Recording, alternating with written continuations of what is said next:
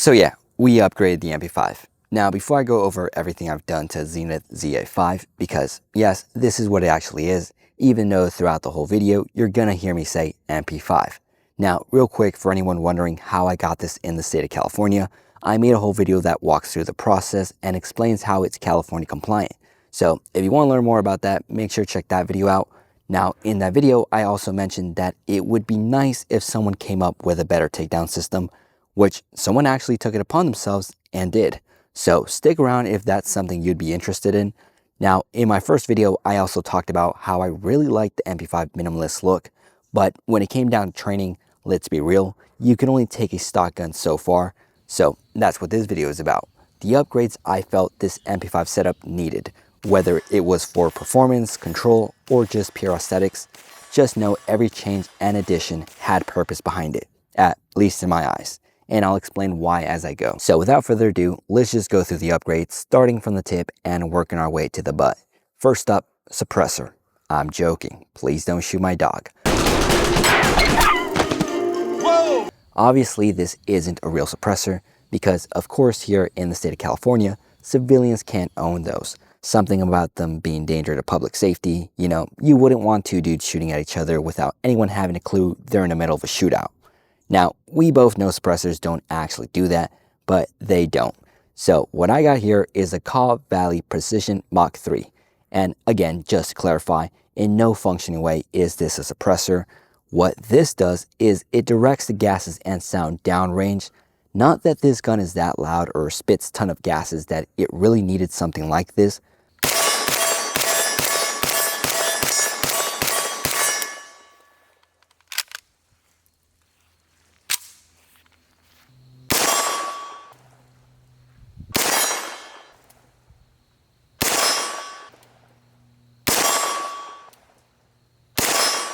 But like I mentioned earlier about the aesthetic purposes, this is one of those because let's be honest, this just looks badass. Moving down the build, we changed out the original handguard for this M-LOK one made by the guys at Midwest Industries. Now, there was really nothing inherently wrong with the stock handguard, but this one just gave it more of a tactical look. I also knew I wanted some sort of grip, which originally I was thinking about getting an angle foregrip, but I just didn't like the way it felt or looked, so I just went with a Magpul hand stop instead. Now for this particular setup, I only used the front portion of it to give my index finger somewhere to rest and keep my hand from sliding downward when I would bring the gun into my body. Moving on, I added a Picatinny rail from Zenith firearms that without it, you really can't mount shit on. But speaking of shit to mount on, this right here is the Novus Precision MDS3, which if you know, copies the look of the much more expensive Zeniko VZO-1, which so far I got zero complaints about this red dot, it just works.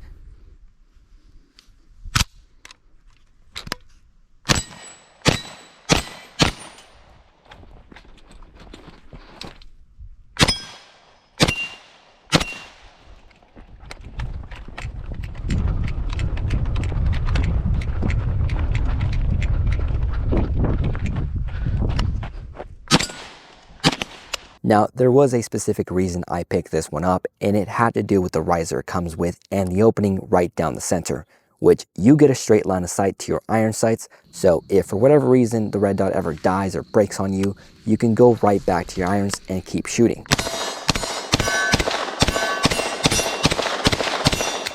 Now, yeah, there's some tactical tape on my grip, but that's not as important as this thing right here. So my buddy recently added this grip module to his Zenith to make it much more easier to reload while still keeping this gun California compliant. Because without it, you basically have to remove the back pin each time to assemble the gun in order to drop the magazine. Now, for the price these things are going for, I personally don't think it's worth it.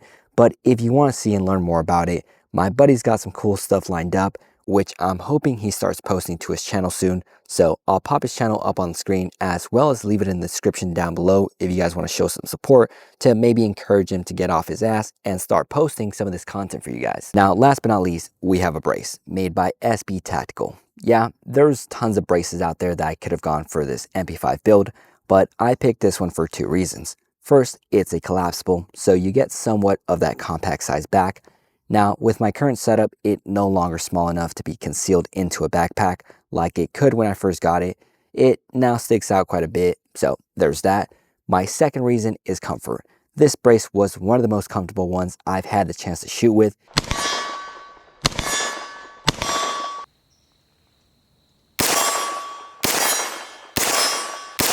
Exactly how it was intended to be used. But seriously, since we're in California and can't legally convert this to an SBR, it will remain with the brace and keep being classified as a pistol. So that's about everything I've done to this MP5 so far, which to this day still remains one of the most fun firearms I own.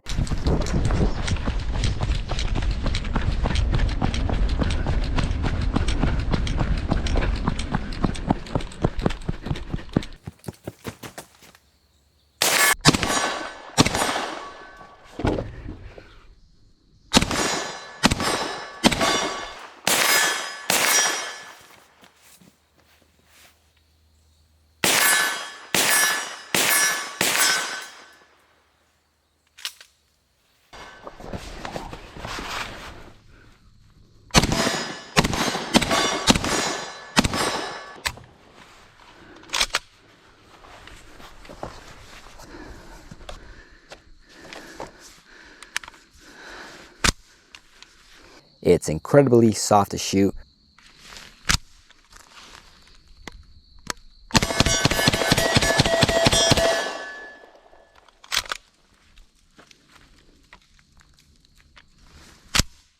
Runs on affordable 9mm, and with all these current upgrades, I feel like I've pushed it as far as I can while staying within California's laws. I don't think there's really much else I would add aside from maybe the grip module I mentioned, which I still don't think is worth the price for something I mainly use as a range toy.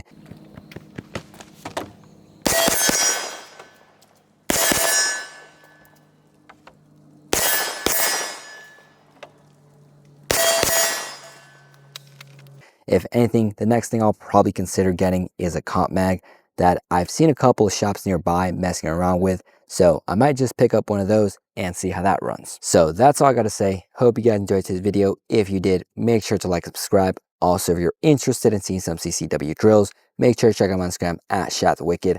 Also, if you want to get in contact with me, that's a great place. But other than that, hope you guys have a good weekend. Stay safe and God bless.